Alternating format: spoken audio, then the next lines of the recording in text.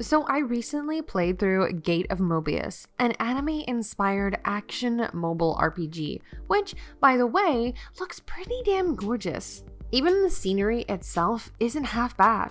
It is, however, a shame that some of the other features within are not as impressive as the characters. But before we get into all of that mess, let's go over the basics and what you can come to expect if you decide to jump into this. Gate of Mobius is an action-packed visual novel, in the simplest of terms. However, the combat itself is more like a bullet hell. All of the unlockable and playable characters are ranged. There's no melee fighting, at least from what I've seen thus far. All of the characters wield guns, be it pistols or weird plasma cannons. The characters themselves seem to have no real discernible difference, albeit with a slight stat change amongst them. Although, whilst the characters themselves aren't that different, despite the, obvious visual difference, the game seems to focus mostly on its card skill system. Each character can equip up to 3 skill cards that can have some varied effects, from a giant beast claw that teleports you to your target only to give that said target the most aggressive high five they've ever experienced,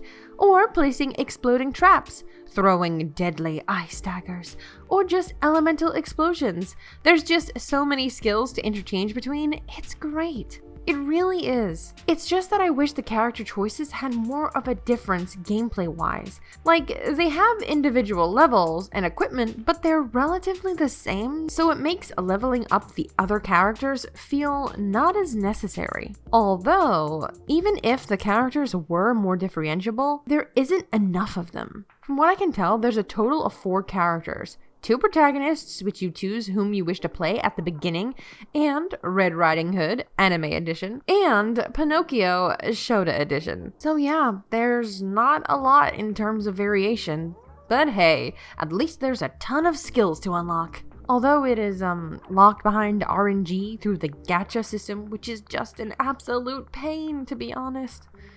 But enough about the characters, let's talk about the combat.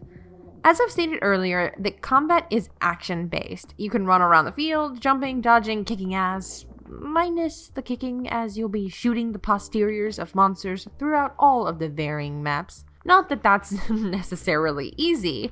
You take a lot of damage within Gate of Mobius, and getting hit is quite easy as the ads can literally spawn all around you.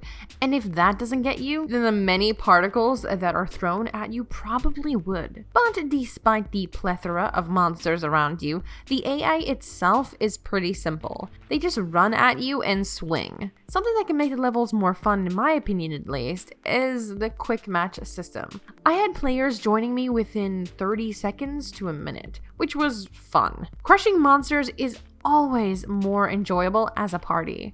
Although I did only wait for one player to join, you can have up to 4 party members, which will probably make the levels very, very easy. That being said though, the levels themselves are pretty detailed.